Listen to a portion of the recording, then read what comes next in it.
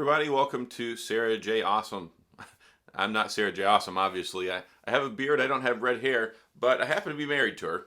And you probably saw she put out a post saying she wasn't feeling well. She's actually quite under the weather. So I thought, you know what?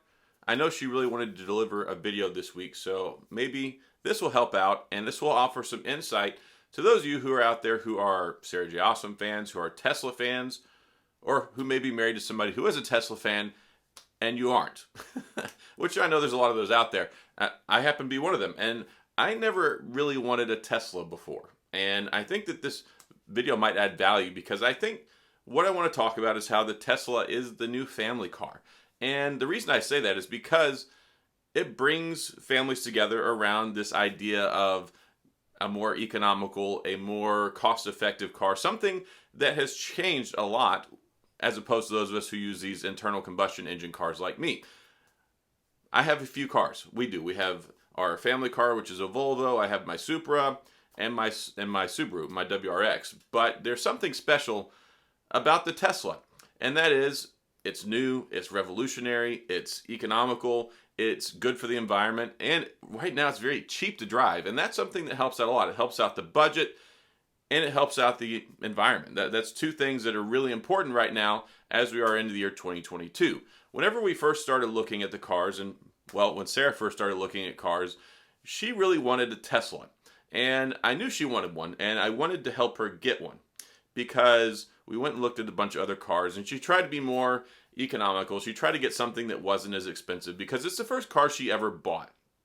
And it was a harder sell for her than it was for me. I'm like, look, you want to go get it. Whatever you want, you go pick it out. We'll go get the car. She got her own financing. She got her own insurance. She did her own research. And it was a big decision whenever we were both looking into this because I'm like, okay, look, you want to go get it. And she's like, well, can we afford it? Can we set up the electrical outlet at home? Is this something I can drive all the time? You can't just stop at a gas station and fill it up. You have to stop at like a supercharger.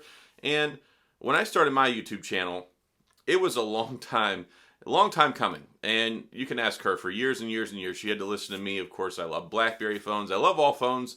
I'm an electronics guy. So the idea of getting this electric car, as I like to call it, her luxury golf cart, which I'll maybe elaborate on that later, it wasn't necessarily my first choice, but it was something that she went out and she did so much research on.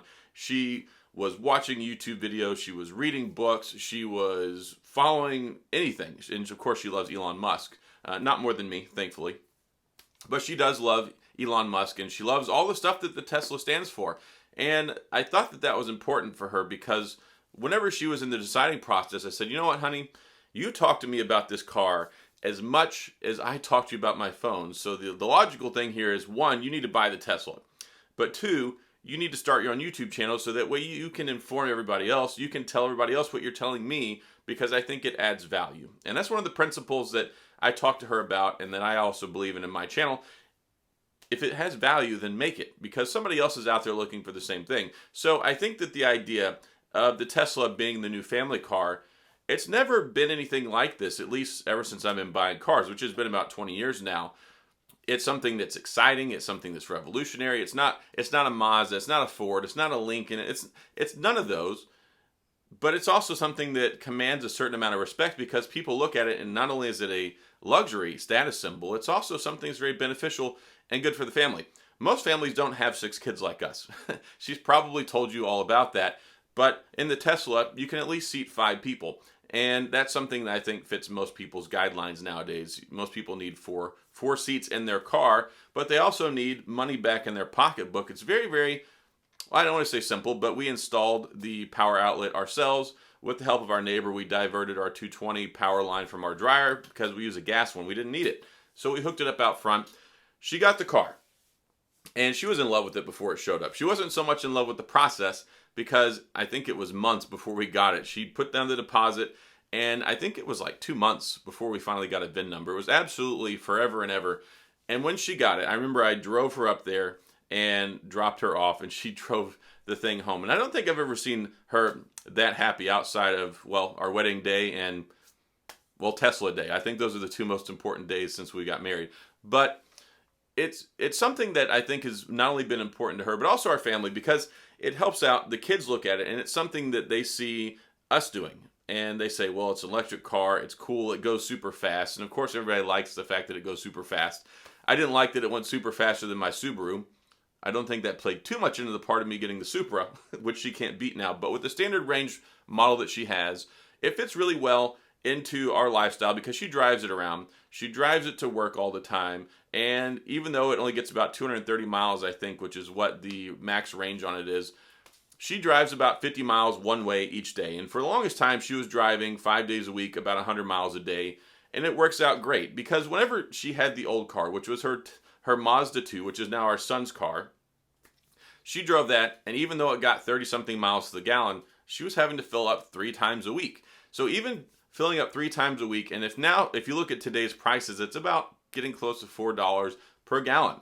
And I think it's important to look at that because not only is it a good car that's reliable, and I know some people have questions about reliability. There's quality assurance concerns there, of course. There were some seams and different things that were not quite off. One of the panels on the inside when we got it. Quality assurance has not necessarily been the Tesla forte. And I told her, I think the reason behind that is because they don't have as much experience. If you look at Ford, they've been doing this, 100 years?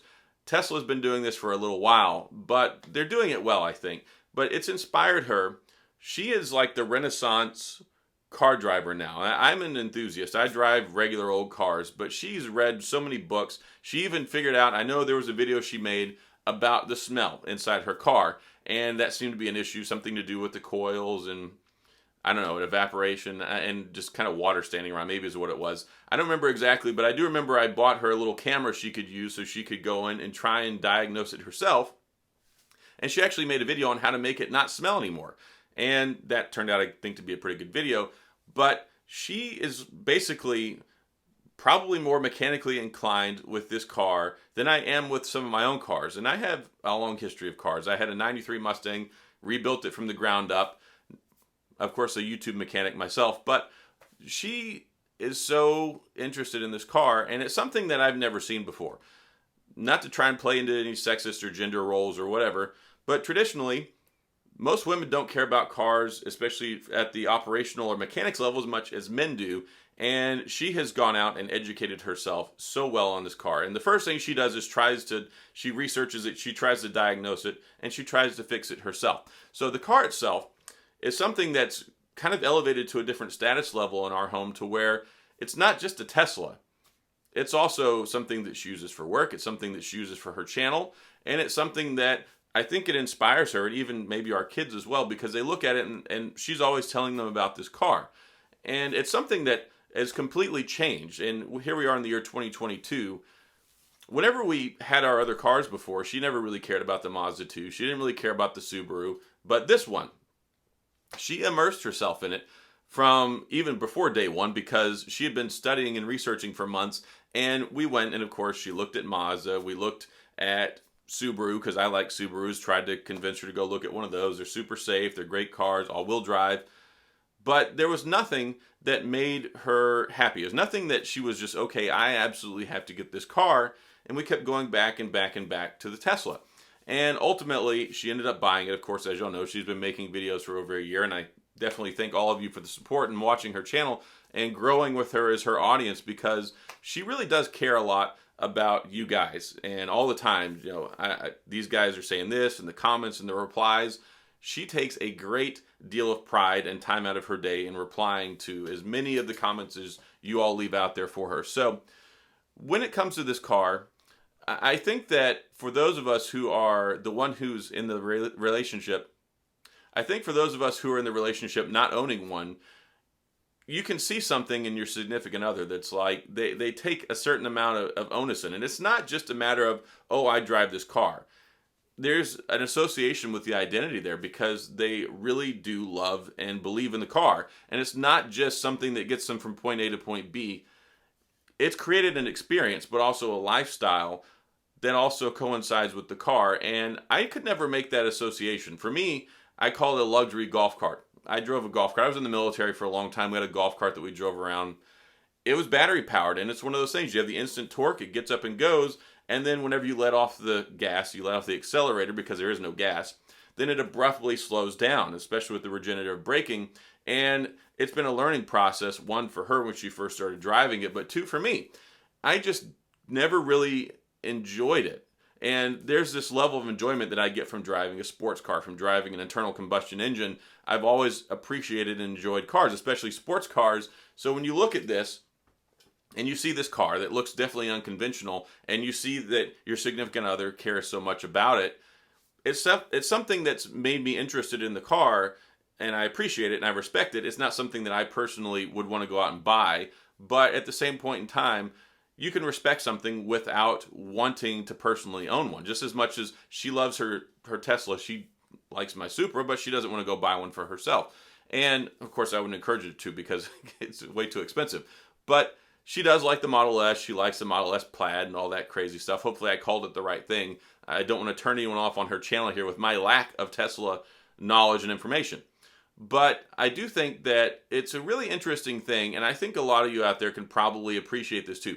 If you own one, you know that you probably talk to your significant other a lot about it. And it's a revolutionary thing because over the last 10, 20, 30, 40, 50 years, it's not really been a dinner table conversation type of thing. But now we have these conversations at the dinner table, going out, talking to people. She's always trying to get people to ride in the car. And it's something that it's really exciting to see because not only is it a car that is good for us, it's economical, it's good for our family. And a lot of people say they are very expensive. They are. But also you have to take into consideration, when we were at the dealership looking at a Mazda 5 or Mazda CX-5 or something, it was going to be about $32,000 anyway. Definitely didn't feel like a $32,000 car. And as soon as you drove it off the lot, it was going to be worth about $22,000. And we would be upside down in it for probably a long time and end up having it until we got it paid off. Whereas you look at the Tesla, it has intrinsic value basically as soon as you buy it, but it does help pay for itself. For instance, yes, I think we paid about $36,000. Of course, there was the delivery fee, there was the taxes, there was all the other stuff. So I think it came out to about $40,000. But even nowadays, you look at a Honda Civic, you look at a Toyota Camry, you look at all these cars that used to be $15,000, $17,000, $18,000, they're all $30,000 cars. And then you start to pay for the maintenance. You have to do the oil changes every 3,000 miles. You have to do all this other stuff. And you have to pay for the gas. And gas is really expensive right now. I think we've had this thing, I think maybe it costs about $50 a month to fill it up, for lack of better words. You plug it in, you charge it up. And that's been a big convenience thing because when she used to drive back and forth to work all the time, of course she's tired. And thankfully she works less hours at her traditional job now, which of course makes her happy, makes us happy. But I would go out, or she would go out all the time late at night and go fill it up with gas to make sure she could get to where she needed to work the next day and back because she would drive so far. And now you just plug it in. It's nice, it's convenient. It gives us more time together because she's not having to go out and do that. There's less cost associated with it because it's just a simple little tack it on to the electricity bill. I think the air conditioner I put in my office out here where I'm recording right now uses more electricity. So there are a lot of reasons that I think that the Tesla is the new family car because it gets the family talking. It gets the family from point A to point B. It helps out the family because it's economical. You can charge it at home. It saves time and it saves a lot of money. We were spending, at this point, we'd probably be spending about $300 a month for her to drive her rinky-dink little Mazda 2, which was a great get-around and put-around car and worked well for her. But we would be paying more money in gas than the actual car note was.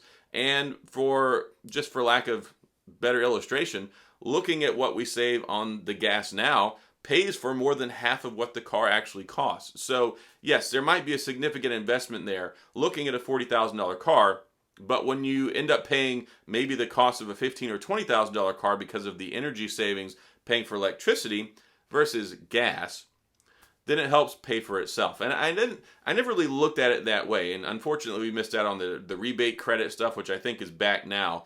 We were in the 1 year where we bought it where we didn't get that, and then they brought it back, of course, because that's how life works. But I think it's been a really good investment for us. And I think probably a lot of families and couples look at it and go, is this a good investment? Is this reliable? Well, we've had it for over a year and a half now and had very little maintenance issues. Of course, it has the warranty that goes along with it. It doesn't seem like there's been a whole lot of battery degradation, and she drives it all the time. She put over 20,000 miles on it in the first year that she had it because of all the driving she was doing for work. So I think that as somebody who's married to a Tesla owner, I think that it's been a positive. I think that it's been a good investment for our family. I'd like to see the growth that she's had as a person because of the education, the informing herself. She's always learning about the new one. She's telling me the new stuff about the new Teslas. And of course, maybe there's an extra level this because she has her YouTube channel, but she really dives in, and you've seen the videos. She talks a lot. And she talks a lot about Tesla, but it's because she loves it. It's because she's passionate about it.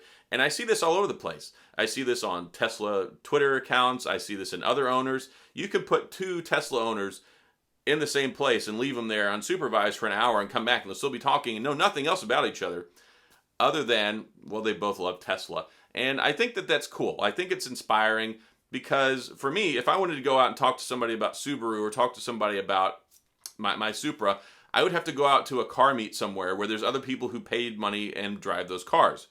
This is a conversation starter. You get out of the grocery store, you get out at the bank, you pull up next to another one, and it's like everybody's so excited because it's like this kind of brotherhood or sisterhood when it comes to owning Teslas. But I thought that I would go ahead and make this video so I could talk to some of you guys out there. Maybe you could show this to your significant other who also is in the same position as me, who is married to somebody who owns a Tesla, because you don't just buy a Tesla. The Tesla becomes a part of the family. It's a talking point. It's a go-getter. It's something you use for groceries. It's something, it just becomes part of your day-to-day activities. You go out, have the kids go plug the cable in and the power cable and charge the car. It's something unlike what I think I've ever experienced before. And I can remember growing up and my dad or my mom having me get out and pump the gas. That's not really how things work anymore. Honestly, I think my kids would have a hard time at the gas station going to go pump their own gas. They're so spoiled by going out and plugging in the Tesla, and you put the little connector up to the car and the little wing pops up so you can plug it in. They even have front row parking if you go to the movie theaters, you go to the malls. It's something that's really, I think, revolutionized and changed the way that people and families look at an automobile, because it's not just going out and getting something. It's not really a whole lot of used car market either. You don't go and you don't drive down the street and go, well, let's go look at some cheap used cars. This is something you buy. It's an investment, but I think that it pays for itself. I think that it's also kind of a neat thing. It's mentally engaging and stimulating because of the relationships that it helps build and the excitement behind owning one. I don't know anybody who owns a Tesla who is not incredibly excited and proud about their car. It's something that's really interesting to see because I've owned a lot of cars over the last 20 years, and my wife will tell you about this. It was always like, oh, honey, I kind of want a new car. We've gone down this road many times over the almost 10 years we've been married, and I thought that this would be helpful because for those of you who own one, and you show up and you watch this channel and you watch videos about them, you already know. You know all of these things that I'm telling you, and I think that you can probably relate. I know she would relate. She would probably be over here nodding right now if she weren't in bed sick and miserable and it weren't like midnight. But I thought that I'd go ahead and make this to talk to you guys and maybe offer my perspective on it, because I was a little hesitant about it at first. It wasn't something that I would want to personally drive, and I tell her, look, I don't get a lot of excitement out of this, but we're two different car drivers. But that doesn't mean that it's not something that I don't respect, that I don't appreciate. And I like the change that it's brought in her life, because it's something that's gotten her really excited in a way that I've always been excited about things and had hobbies. But now that's part of her lifestyle and what she really loves, and is, I mean, really, she's kind of like an unpaid ambassador because she loves to sit here and talk to y'all about it. So that's all I've got. Hopefully you enjoyed this. Hopefully it's something that offered some education, some insight, and some perspective to where maybe you can relate as well. And of course, I know she's going to love all the comments, and y'all can talk about this, and hopefully I've been a good substitute and fill in for today. I know she's got an exciting video for y'all. She's had this thing planned out for like 2 weeks now. Did a part 1 the other day. Stay tuned. She has this elaborate video she's making about how she made it on, basically on battery fumes, and some of the tips and tricks that she did to get the most out of it. And that's something interesting too that, of course, I'm interested in it as well. So that's all I've got for this video. This is Tech Odyssey signing off for Sarah J. Awesome. But say something nice. Leave a good comment for her. Let her know how much you appreciate her and how much you like what she does here. And I definitely value the added value y'all bring to her life, because y'all bring a lot of excitement and make her really, really excited about talking about Tesla. And I think that probably the feeling is mutual with y'all guys as well. So that's all I've got here. signing off, and hopefully you'll see her next time and not me. So see you guys later.